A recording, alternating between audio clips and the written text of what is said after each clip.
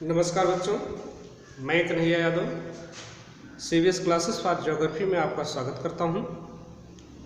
आज की वीडियो के अंतर्गत हम कक्षा 12 के भूगोल के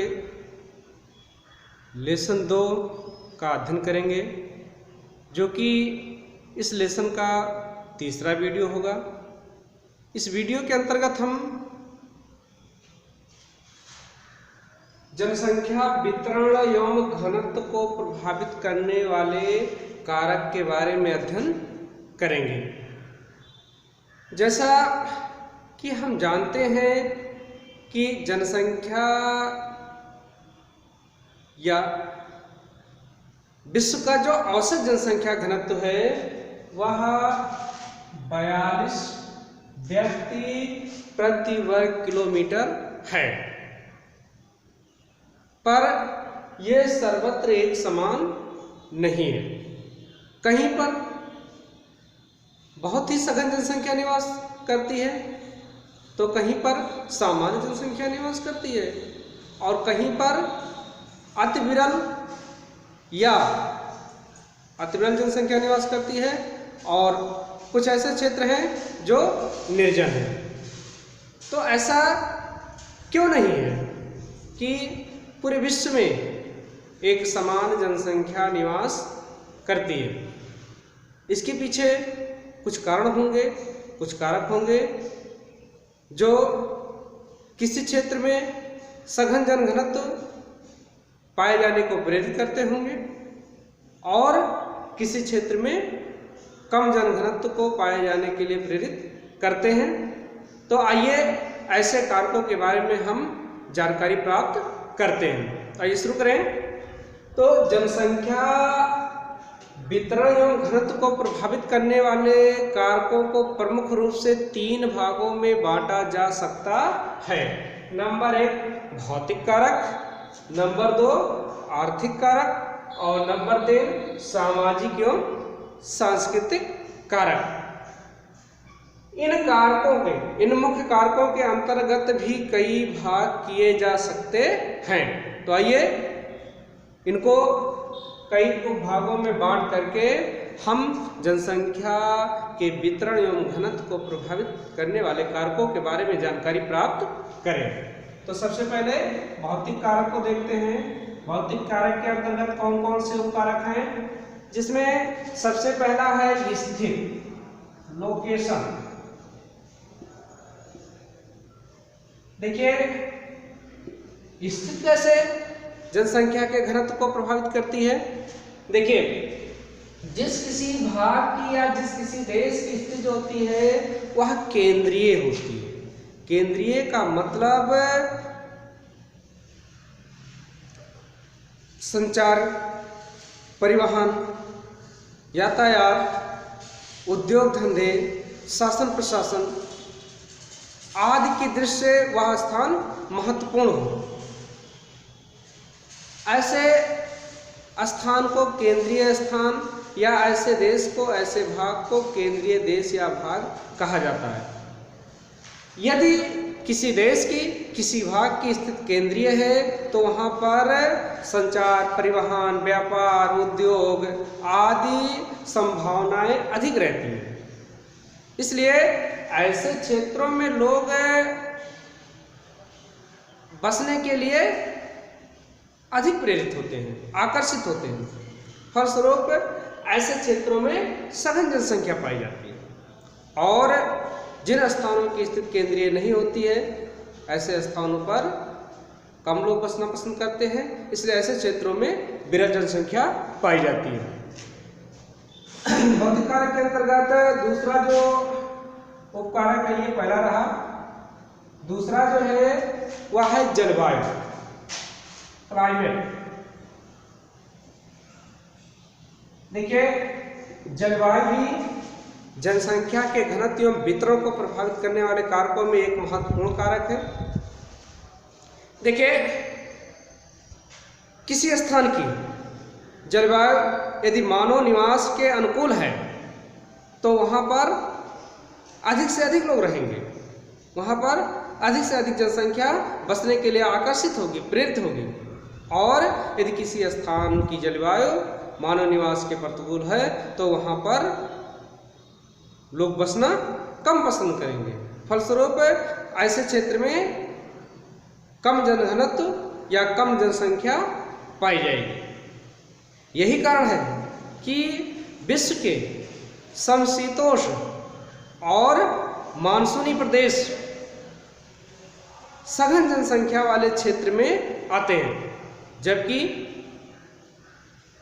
विश्व के उष्ण एवं शीत मरुस्थल,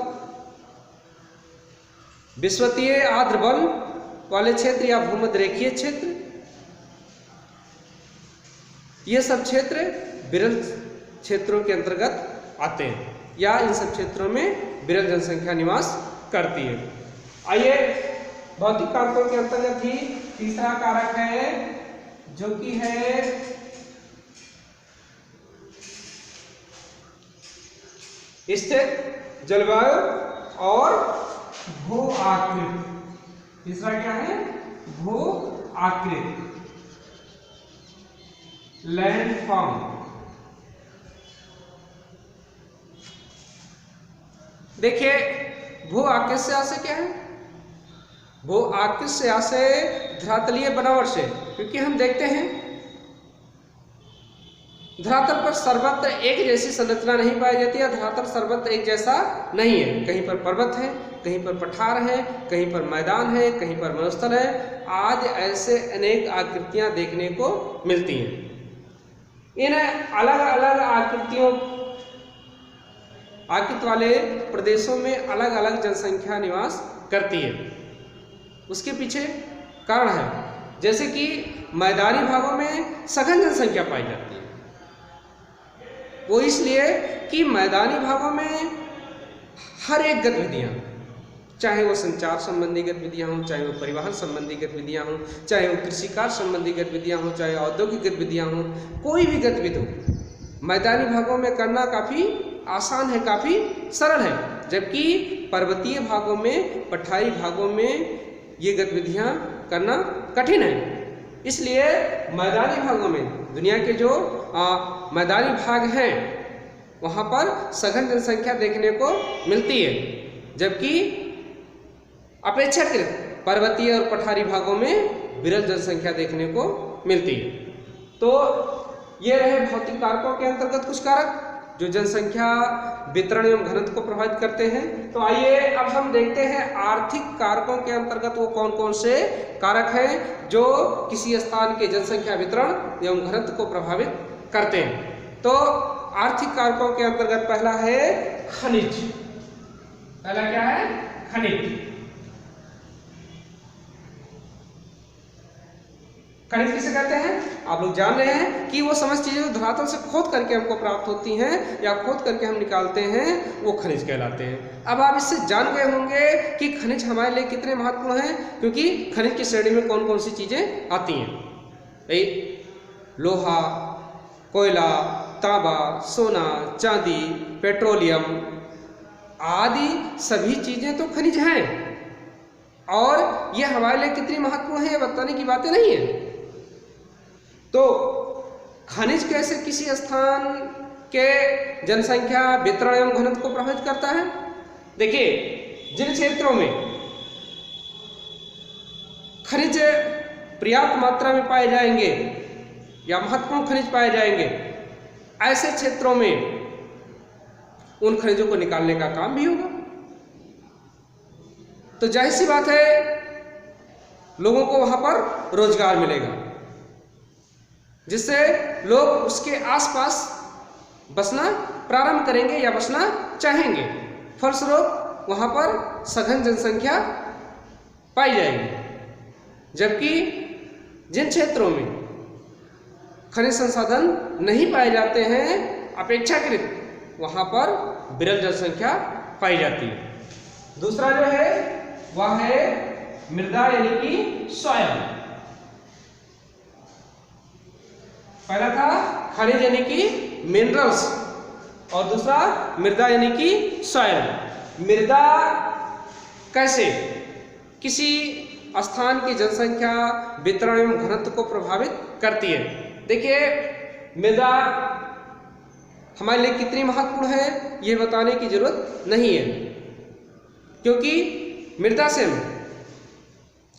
हमारे जीवन की जो मूलभूत आवश्यकताएं हैं लगभग 90% आवश्यकताएं मृदा से ही पूरी होती है। इसलिए मृदा हमारे लिए कितनी महत्वपूर्ण है ये बताने की जरूरत नहीं है। तो जिन क्षेत्रों की मृदा अधिक उपजाऊ होगी उन क्षेत्रों में अधिक से अधिक लोग निवास करेंगे, क्योंकि वह क्षेत्र या उस क्षेत्र की मृदा अधिक से अधिक लोगों की आवश्यकताओं को पूरा करने में सक्षम होगी।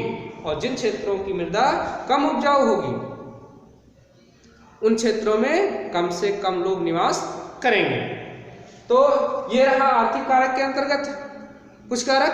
अब आइए हम सामाजिक एवं सांस्कृतिक कारकों के अंतर्गत कौन कौन से कारक हैं जो किसी स्थान की जनसंख्या घनत्व एवं वितरण को प्रभावित करते हैं। तो इन कारकों में पहला जो कारक है वह है सामाजिक व्यवस्था।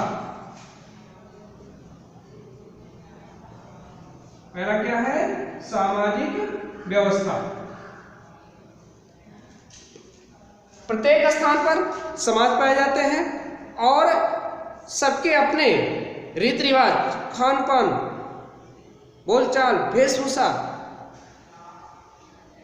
एक दूसरे से संबंध अलग अलग पाए जाते हैं। तो जिन क्षेत्रों में सामाजिक व्यवस्था अच्छी होती है उन क्षेत्रों में या उन क्षेत्रों के लोगों का अधिक विकास होता है, उस क्षेत्र के समाज का अधिक विकास होता है। फलस्वरूप ऐसे क्षेत्रों में सघन जनसंख्या पाई जाती है और जिन क्षेत्रों की सामाजिक व्यवस्था अच्छी नहीं होती है ऐसे क्षेत्रों में विरल जनसंख्या पाई जाती है। सामाजिक एवं सांस्कृतिक कारक के अंतर्गत दूसरा जो कारक है वह है सामाजिक एवं सांस्कृतिक कारक के अंतर्गत जो दूसरा कारक है वह है राजनीतिक व्यवस्था। राजनीतिक व्यवस्था। देखिए राजनीतिक व्यवस्था के अंतर्गत हम जानने की कोशिश करते हैं। देखिए अलग अलग भागों पर अलग अलग प्रकार की प्रशासनिक व्यवस्था पाई जाती है, अलग अलग सरकारें पाई जाती हैं, सबकी अपनी नीतियां होती हैं।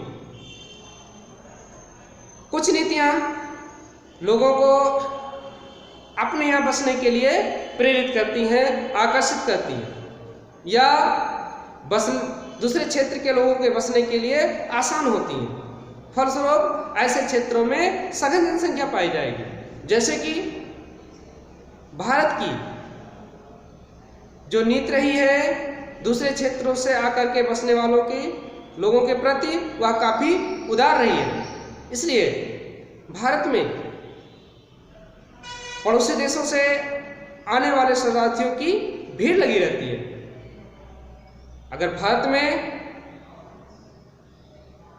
सघन जनसंख्या पाई जा रही है तो उसके पीछे जो कारक है उन कारकों में से एक कारक ये राजनीतिक व्यवस्था भी है। ऐसे ही दुनिया के अन्य स्थानों पर भी ये कारक जनसंख्या घनत्व एवं वितरण को प्रभावित करते हैं।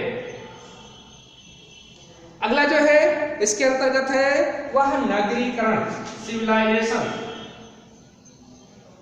नगरीकरण। देखिए नगर क्या होते हैं?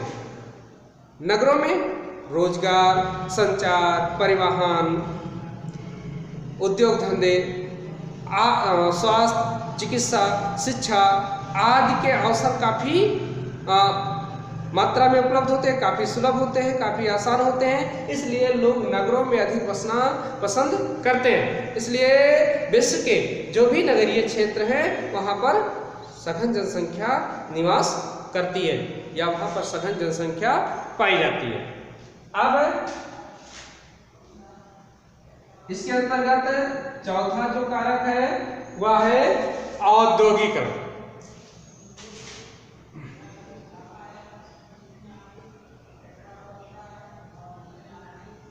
देखिए औद्योगिकरण कैसे किसी स्थान की जनसंख्या वितरण एवं घनत्व को प्रभावित करता है। देखिए जिन क्षेत्रों का, जिन देशों का, जिन भागों का अधिक से अधिक औद्योगिकरण हुआ है वह देश अपनी मूलभूत आवश्यकताओं को जुटाने में सक्षम होता है। फलस्वरूप ऐसे क्षेत्रों में अधिक से अधिक जनसंख्या का भरण पोषण किया जा सकता है, इसलिए ऐसे क्षेत्रों में सघन जनसंख्या पाई जाती है। आज की वीडियो में बस इतना ही। मिलते हैं कल की वीडियो में नेक्स्ट टॉपिक के साथ।